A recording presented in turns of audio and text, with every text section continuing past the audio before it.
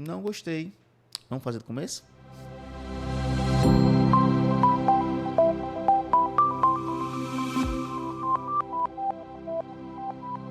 O carnaval acabou e a vida real volta a bater a sua porta para lhe lembrar que se aproxima o prazo para enviar a declaração do imposto de renda. E se você quer saber tudo a respeito desse tema, fica comigo até o final desse vídeo que eu vou te explicar tudo o que você precisa saber para você estar por dentro aí das novidades e das regras de 2025. Então vamos lá. Bom, o prazo para envio da declaração ainda não foi oficialmente divulgado pela Receita Federal no momento que eu estou gravando esse vídeo, mas a nossa expectativa é que o período para entrega se repita o período de 2024, ou seja, o período vai se iniciar no dia 17 de março e você vai ter até o dia 31 de maio para entregar a declaração. São esperadas aí mais de 43 milhões de declarações e a sua declaração precisa estar entre uma delas. Agora, quem está obrigado a fazer a declaração? Bom, quando a gente fala da obrigatoriedade, a gente precisa basicamente levar em consideração 4 critérios. Enquanto editávamos o vídeo, o governo anunciou as regras para a declaração em 2024 e teve apenas uma alteração quanto ao rendimento tributável. Então, serão obrigados a declarar pessoas que tiveram rendimento tributável acima de R$ 33.888 e não 30 mil, como nós havíamos falado. O primeiro critério é rendimentos tributáveis. São obrigadas a fazer a declaração do imposto de renda pessoas que, no ano de 2024, receberam ao todo R$ 30.639,90 a título de rendimentos tributáveis. Mateus, quais são os rendimentos tributáveis? Bom, basicamente nós temos rendimentos a título de salário que você recebe, prolabore, aposentadoria e trabalho ali autônomo, rendimentos, frutos de trabalho autônomo. E eu chamo atenção para esse último, porque tem muito autônomo que pensa que não estão obrigados a fazer a declaração e sim, você pode estar obrigado. Por isso é importantíssimo você consultar um contador para entender a situação, caso contrário você pode sim ter dores de cabeça muito fortes.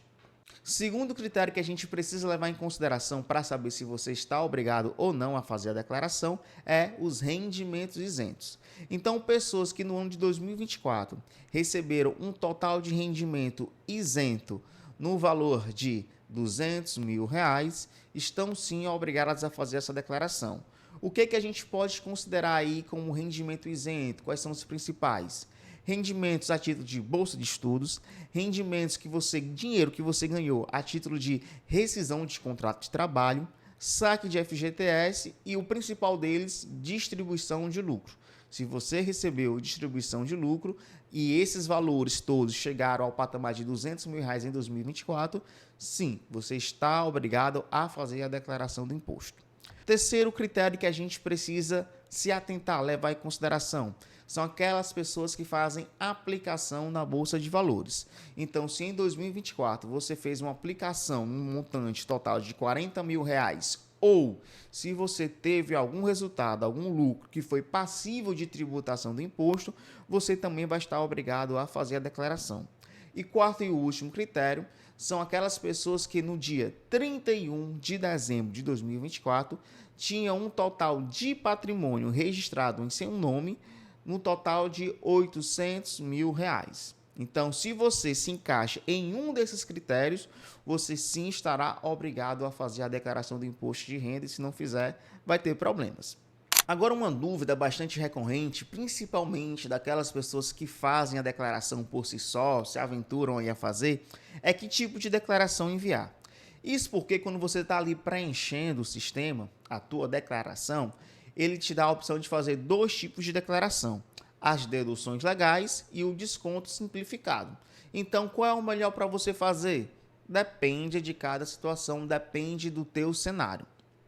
Quando a gente fala de uma declaração por deduções legais, a gente está falando de uma declaração onde você vai usar despesas para diminuir o valor total do imposto que você precisa pagar ou aumentar o valor do imposto que você tem a receber, que o governo vai precisar te restituir.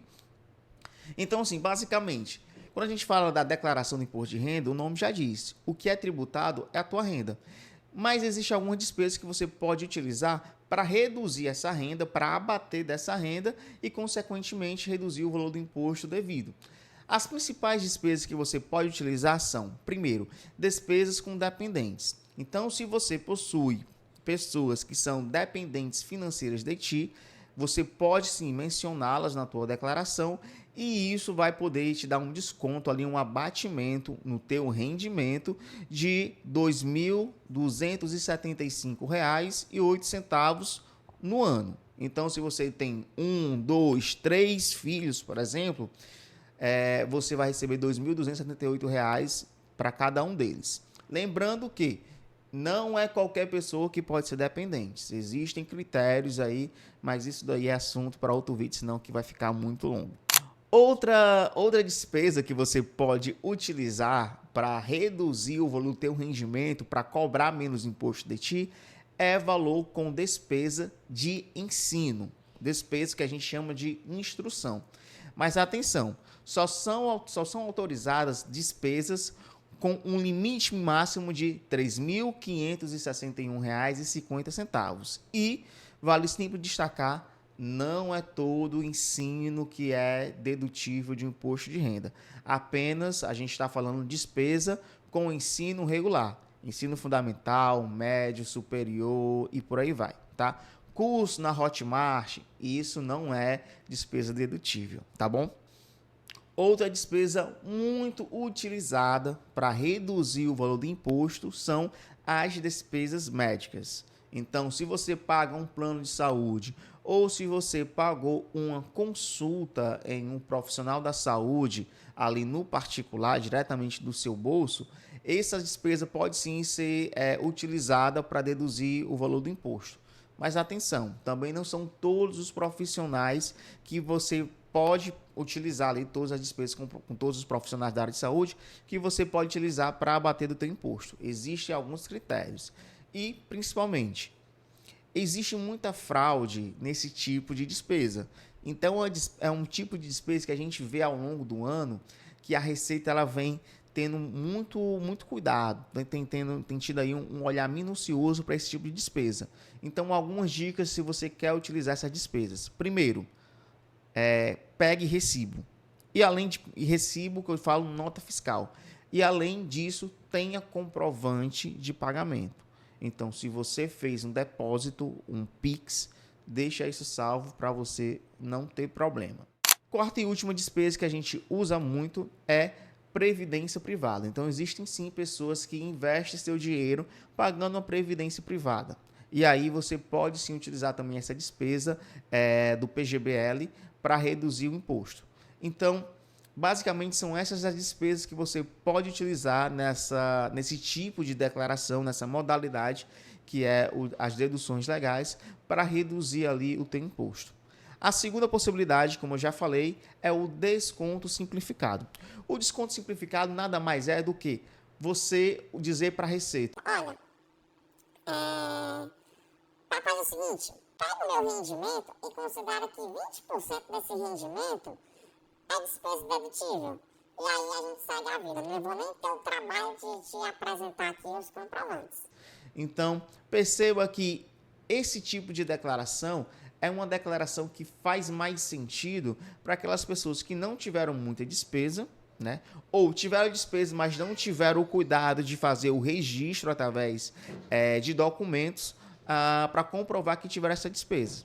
Então, se você é uma pessoa que não tem dependentes financeiro, você não gasta muito dinheiro com instrução, você não gasta muito dinheiro com saúde, provavelmente o desconto simplificado ele vai ser uma declaração mais interessante para ti.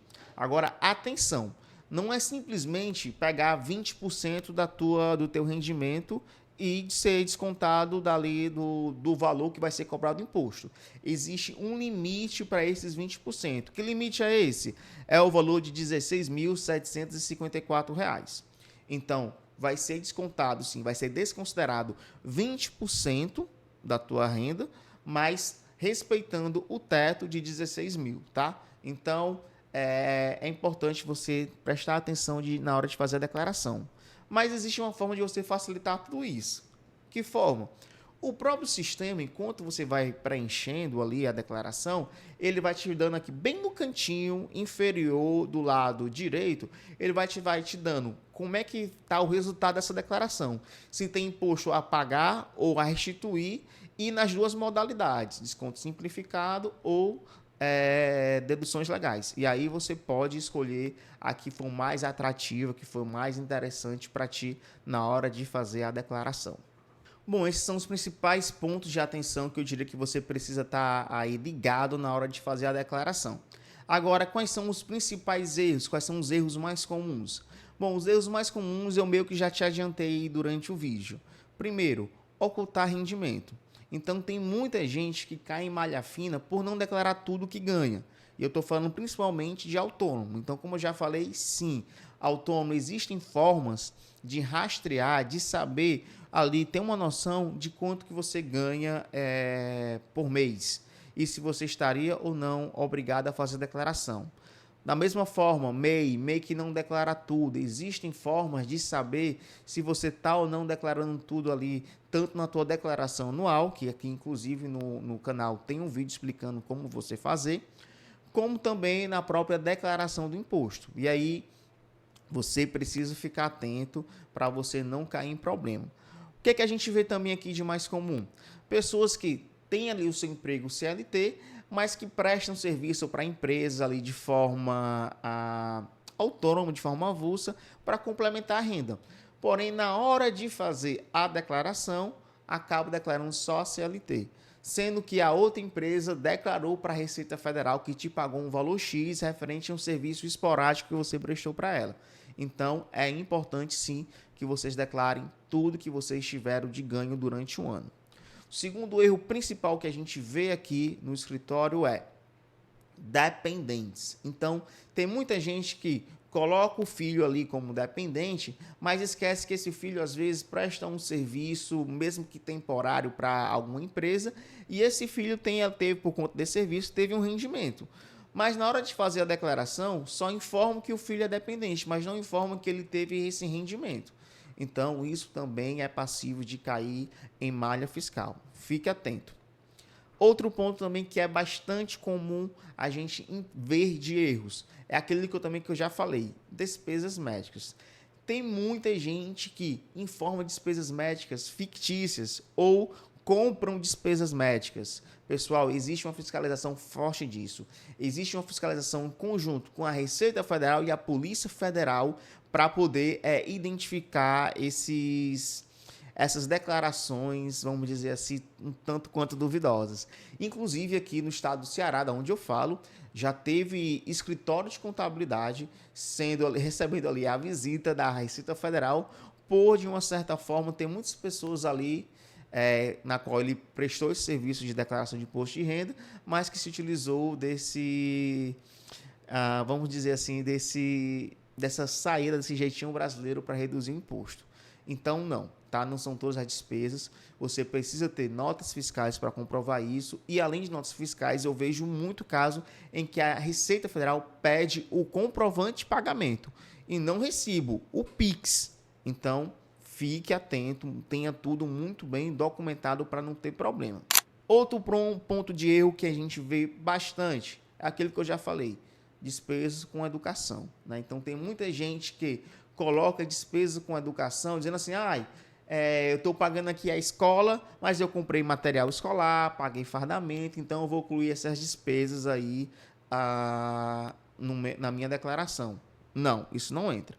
É apenas realmente a mensalidade, o valor que você paga para ter o serviço de ensino. Inclusive, é recomendado que você solicite uma declaração da escola dizendo qual é o aluno, qual a série que ele está matriculado e qual foram os valores que você pagou mês a mês referente àquele serviço de ensino que você contratou.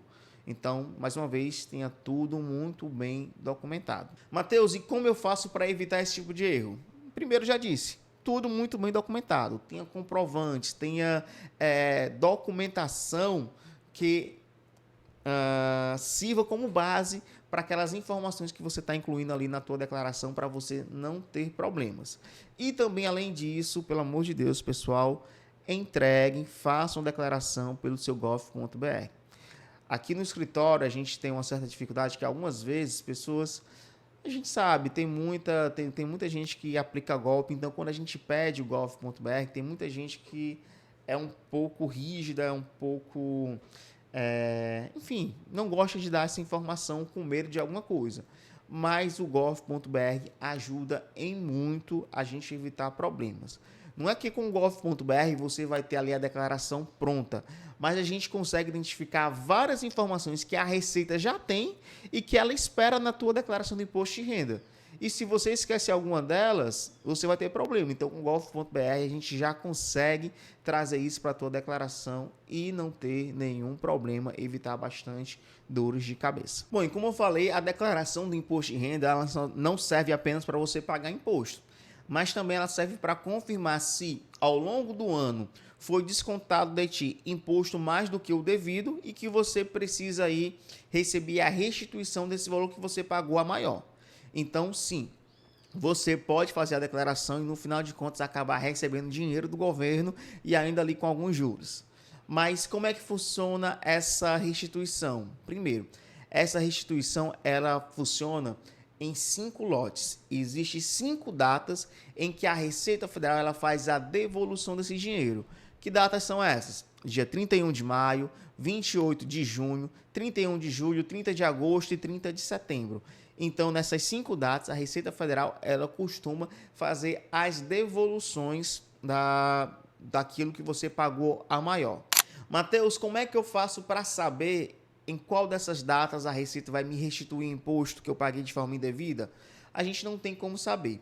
O que a gente pode dizer é que existem critérios que a Receita Federal ela usa para dar prioridade à restituição do imposto de renda. Que critérios são esses? Primeiro critério, idosos acima de 60 anos. Então, se você tem 60 anos ou mais, você vai ter prioridade na hora de receber a restituição do imposto de renda.